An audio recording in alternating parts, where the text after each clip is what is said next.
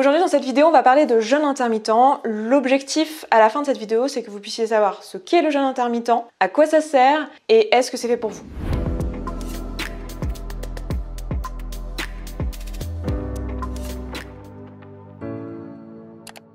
Si c'est la première fois que vous tombez sur cette chaîne, eh bien soyez la bienvenue, je m'appelle Esther Taïfé, je suis coach en émotion spécialisée dans la perte de poids et mon boulot c'est d'aider les femmes pour qui faire des trucs incroyables c'est pas si dur que ça, mais par contre dire non à un cookie ça paraît totalement surhumain. Je les accompagne dans leur perte de poids, dans le fait de retrouver leur sensation de faim et de satiété et de retrouver un esprit sain qui ne pense pas H24 à la nourriture jusqu'à en devenir fou. Donc si ça vous intéresse, si c'est quelque chose qui vous parle, alors vous êtes au bon endroit, je vous encourage à vous abonner, il y a des vidéos qui sortent tous les lundis et tous les jeudis. Donc déjà, qu'est-ce que c'est que le jeûne intermittent? Alors, comme son nom l'indique, ça veut dire jeûner par intermittence. Mais la question c'est combien, quand, etc. On parle de jeûne intermittent lorsque on jeûne dans une journée au moins 16 heures. Donc sur une période de 24 heures, vous jeûnez 16 heures et vous mangez dans une fenêtre de 8 heures qui reste. Donc il y a plusieurs façons de pratiquer le jeûne intermittent, mais n'importe quelle façon de le faire qui consiste à jeûner au moins 16 heures dans sa journée, c'est déjà un jeûne intermittent. Par jeûner, on entend ne rien boire et ne rien manger qui fasse monter l'insuline. Donc ça veut dire rien qui contient des macronutriments, rien qui contient des calories. Et en plus, pas de choses qui sont light, des sodas light, toutes ces choses-là, parce que ça peut faire lever l'insuline. Ça peut faire peur quand on entend parler de ça, parce qu'on se dit, ok, ne pas manger pendant 16 heures, ça me paraît super long.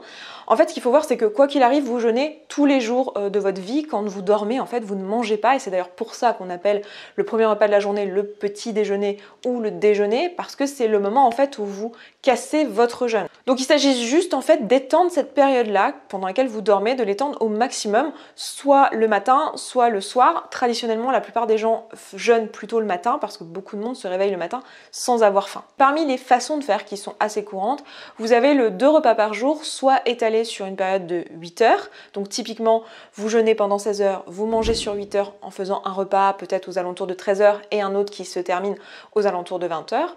Ou alors la version où vous faites 20 heures de jeûne et vous mangez sur une période de 4 heures, où là aussi vous faites 2 repas, mais peut-être un à 13 heures et un qui se termine à 17 heures. En France, on ne doit pas être nombreux à faire ça parce que c'est pas d'usage en fait de finir de dîner à 17 heures, mais c'est le cas dans les pays anglo-saxons, c'est pour ça qu'il y a beaucoup de gens en fait qui pratiquent ce jeûne-là. Et enfin, la dernière façon de faire qui est très courante, c'est le 1 repas par jour ou le Warrior Diet ou le 23 heures, 1 heure. Il s'agit juste de manger un repas sur une période d'1 heure dans sa journée, le reste du temps de jeûner.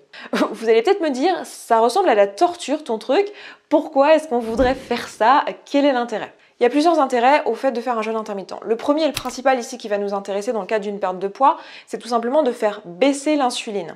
Parce que c'est l'insuline qui est responsable du stockage des graisses et c'est surtout aussi l'insuline qui empêche le corps d'aller chercher dans ses stocks. Donc ça veut dire que si vous mangez toute la journée des quantités, même des petites quantités, mais que vous mangez toutes les heures, toutes les 2 heures, toutes les 3 heures, donc en faisant 3, 5 repas par jour, voire plus, en fait ce que vous faites c'est que vous avez constamment de l'insuline dans votre sang. Et du coup ce que fait votre corps c'est qu'avec l'insuline, l'insuline va aider en fait à transporter tous ces petits glucoses et les mettre dans votre corps, donc d'abord pour nourrir vos cellules, puis ensuite dans les zones de stockage, stock de glycogène, et stock de graisse. Le truc c'est que pendant que le corps fait ça, pendant qu'il est en mode je stocke, il peut pas être en mode je déstocke. Il peut pas faire les deux en même temps. Donc si vous mangez même un tout petit peu tout au long de la journée, en fait ce que vous faites c'est que vous empêchez votre corps d'avoir accès au stock de graisse, c'est-à-dire qu'il ne va pas pouvoir aller puiser dans les graisses, ce qui est plutôt contradictoire dans le cadre d'une perte de poids.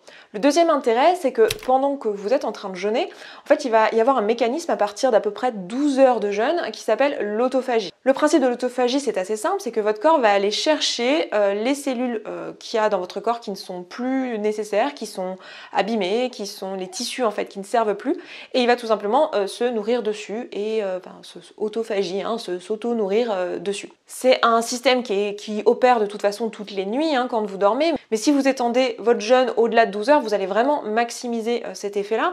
Donc votre corps, il va tout simplement se débarrasser plus facilement des cellules cancéreuses, on en a tous tout le temps, mais aussi dans le cas d'une perte de poids, un truc qui peut être intéressant, c'est la peau que vous allez avoir lorsque vous allez commencer à perdre pas mal de poids. En fait, vous allez avoir de la peau en trop, et en fait cette peau en trop, votre corps il a aucun intérêt de la garder, donc ça va faire partie du processus d'autophagie que de se débarrasser de cette peau en trop. Le troisième intérêt d'un jeûne intermittent, c'est que pendant que vous jeûnez, pendant la période de jeûne, vous allez avoir des hormones de croissance qui vont s'élever. Ce qui est plutôt intéressant si vous êtes dans un cadre où en fait vous voulez prendre du muscle et perdre de la graisse, typiquement ce qu'on veut faire dans le cadre d'une perte de poids.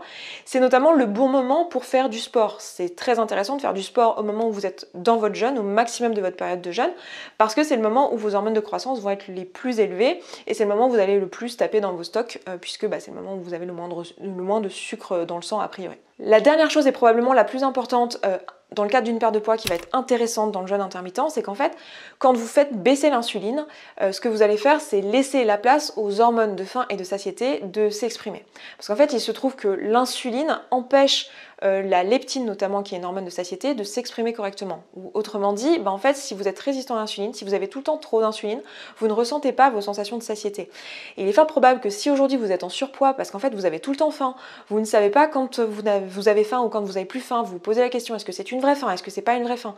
Bref, vos sensations de faim et de satiété sont pas claires, alors il est fort probable qu'en fait vous ayez trop d'insuline dans votre sang, peut-être même que vous soyez résistant à l'insuline. Donc ça va être l'occasion pour vous de recalibrer, si vous voulez, vos hormones de faim et de satiété et de retrouver des sensations de faim et de satiété qui sont claires. Maintenant, qui peut faire un jeûne intermittent? Est-ce que c'est adapté pour tout le monde, quel que soit votre âge, quelle que soit votre morphologie, quelle que soit votre condition physique? Oui et non, c'est-à-dire que globalement il y a quand même quelques contre-indications. Si vous êtes enceinte ou si vous êtes en train d'allaiter, c'est pas forcément recommandé de faire un jeûne intermittent. Alors j'ai vu différents médecins en parler différemment concernant la grossesse. J'ai vu certains médecins dire que c'était ok de faire un jeûne intermittent pendant une grossesse. Moi ce que je vous dirais c'est de tout simplement faire preuve de bon sens. Si vous avez faim le matin, mangez. Si vous n'avez pas faim, ne mangez pas, n'allez pas vous forcer à manger. En gros, suivez ce que votre corps vous dit. Et si vous ressentez le besoin de faire un jeûne intermittent, pourquoi pas, mais sachez que c'est à surveiller et qu'il y a des médecins qui ne le recommandent pas. Ensuite, le troisième type de personnes pour qui c'est pas recommandé de faire un jeûne intermittent, ça va être les personnes qui sont à risque d'anorexie mentale. Parce que ça peut être l'occasion pour vous, si vous n'êtes pas en même temps accompagné et que vous ne travaillez pas sur vos pensées et sur vos émotions, ça peut être l'occasion pour vous d'avoir des pensées toxiques qui sont hors de contrôle.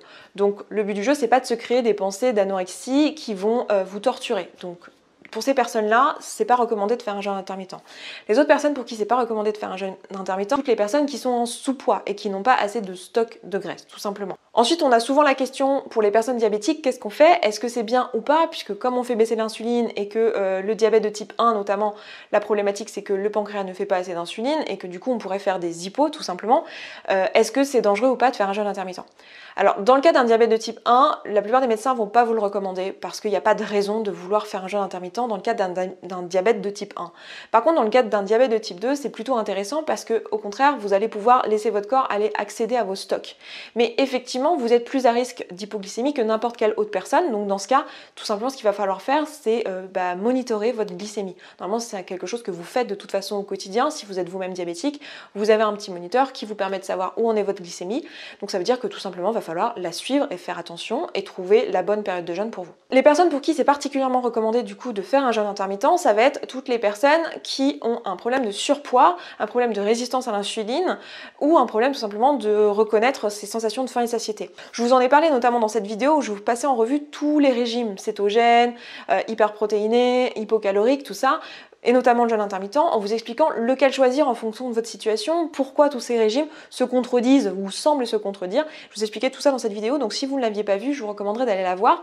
Mais en particulier, si pour vous, votre problématique principale dans votre prise de poids, c'est qu'en fait, vous mangez probablement trop souvent dans votre journée et que vous avez une insuline qui est trop élevée, je pense que le jeûne intermittent, ça peut être une bonne piste à explorer pour vous. Si vous voulez un accompagnement dans ce travail-là, dans le travail de recalibrer ses hormones et de retrouver ses sensations de faim et de satiété et de travailler sur tout l'aspect émotionnel qui va avec, parce que tout ça, ça vient pas sans drama interne, eh bien sachez que je peux vous coacher dans cette démarche-là.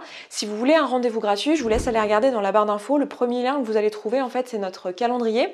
Sur ce calendrier, vous allez pouvoir prendre un créneau et vous serez reçu par l'une de mes coachs pendant un entretien de 45 minutes qui est totalement gratuit et qui a pour but de voir en fait si notre coaching est adapté pour vous, à votre situation, si c'est de ça dont vous avez besoin ou si vous avez besoin d'autre chose. Si vous avez besoin d'autre chose, évidemment, on vous réorientera vers la bonne personne. Donc voilà pour aujourd'hui, je m'arrête là dans cette vidéo, je vous embrasse, je vous souhaite une très belle journée et je vous dis à très vite. Ciao ciao.